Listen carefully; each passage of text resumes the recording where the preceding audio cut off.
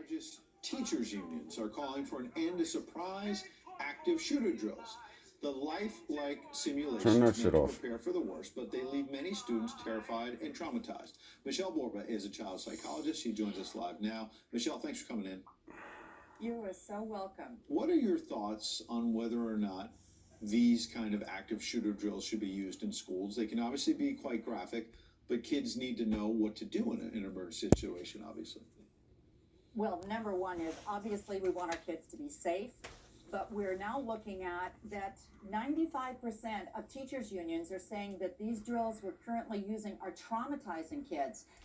Those teachers are the first responders, so we need to listen to them. Number two is there's a white paper that just came out that's looked and tracked all of the past school shooters, and they're saying that maybe some of the drills we're doing right now aren't as effective as they could be.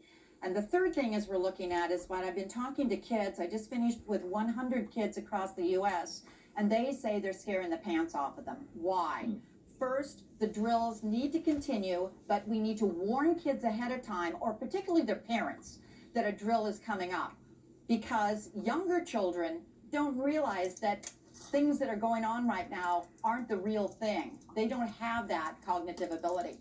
Second of all, we need to also help our kids. They don't have to be so graphic. It's like you're starting a fire just to do a fire alarm and it doesn't work.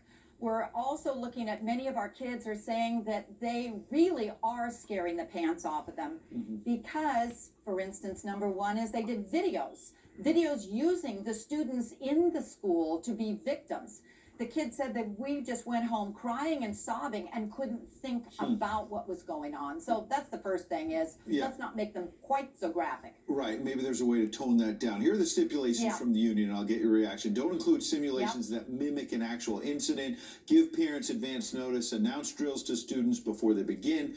Create age-appropriate versions of the drill, to your point about especially younger kids. You don't want to traumatize them. I get that. Couple drills with trauma-informed approaches to address the student's well-being, and finally track data about drills' effects. Let me drill down on one of them about giving parents advance notice about this.